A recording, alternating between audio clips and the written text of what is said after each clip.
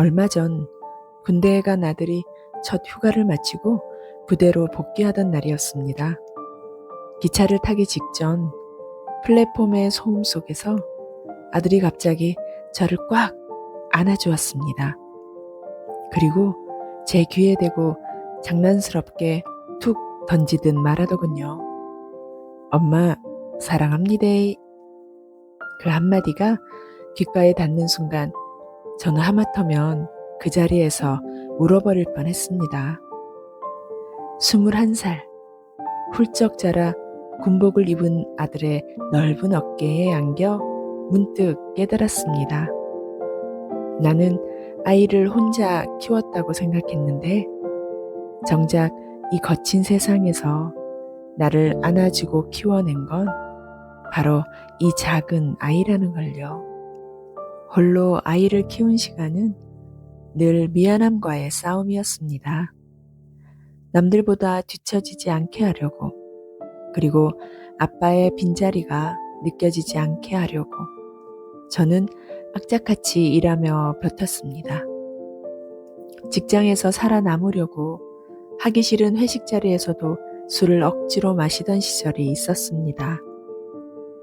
어느 새벽 속이 뒤집혀 화장실 변기를 붙잡고 구토를 하던 새벽, 눈을 비비며 일어난 어린 아들이 제 등 뒤로 다가왔습니다. 그리고는 그 고사리 같은 작은 손으로 묵묵히 제 등을 토닥여주는 것이었습니다. 술 냄새 나는 엄마가 싫을 법도 한데 아이는 그저 제가 아플까봐 걱정스러운 얼굴로 곁에 앉아 있었습니다. 아들은 늘 그랬습니다. 학교에서 속상한 일을 겪어도 저를 힘들게 할까봐 쉽게 말하지 않았습니다. 중학교 2학년 때 흔히 말하는 노는 아이들에게 괴롭힘을 당하고 있었다는 사실을 저는 학년이 다 끝날 때쯤에야 우연히 알게 되었습니다. 엄마가 속상해 할까봐 말하지 않았다는 아이의 말을 듣는데 가슴이 무너져 내렸고 좋은 엄마가 되지 못했다는 죄책감으로 밤을 지새웠습니다. 이혼 후 받아야 할 위자료와 양육비는 결국 단 한 푼도 받지 못했습니다. 상대는 미리 재산을 다른 사람 명의로 돌려놓았고 아이를 보러 오겠다던 약속조차 지키지 않는 그 사람을 보며 저는 억울함과 분노 속에서 돈을 받아낼 방법을 찾아 헤맸습니다. 매일 밤 거실에 서류를 펼쳐놓고 한숨 쉬며 스트레스를 받던 날들이었습니다. 어느 날 가만히 저를 지켜보던 어린 아들이 제 손을 꼭 잡고 말했습니다. 엄마, 그 돈 꼭 받아야 해? 그 돈이 없어 당장 굶는 것도 아닌데 매일 괴로워하는 엄마 얼굴을 보는 게 그 어린 아들에게는 가장 무서운 일이었던 겁니다. 그 순간 깨달았어요. 돈 몇 푼보다 내 아이 마음의 평온이 훨씬 중요하다는 걸. 그날 이후 저는 모든 서류를 정리했습니다. 아빠의 얼굴조차 가물가물할 텐데도 단 한 번도 제 앞에서 아빠라는 존재를 묻거나 그리워하며 저를 곤란하게 만들지 않았던 아이였습니다. 그렇게 자란 아이는 이제 군인이 되었습니다. 요즘도 통화할 때면 군대 월급 열심히 모으고 있다고 자랑합니다.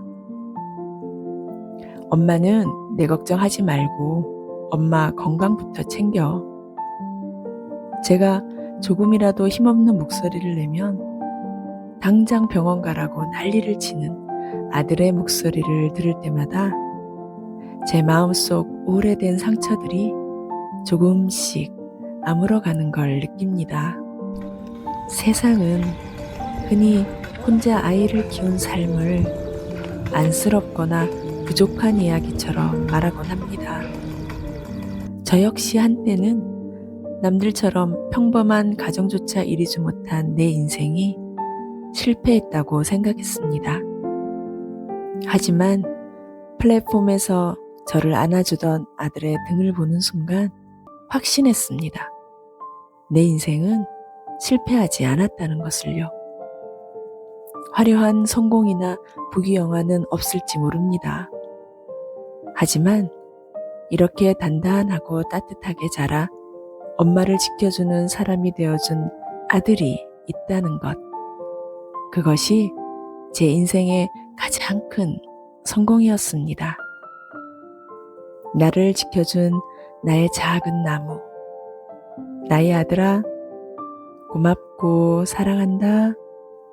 오늘도 혼자 아이를 지켜내며 살아가는 세상의 모든 부모님들에게 조용한 응원을 전합니다. 외롭고 두려운 시간 속에서도 우리가 키워낸 작은 나무들은 결국 자라나 언젠가 우리의 가장 큰 그늘이 되어주지 않을까요? 여러분을 끝까지 버티게 만든 가장 소중한 존재는 누구인가요?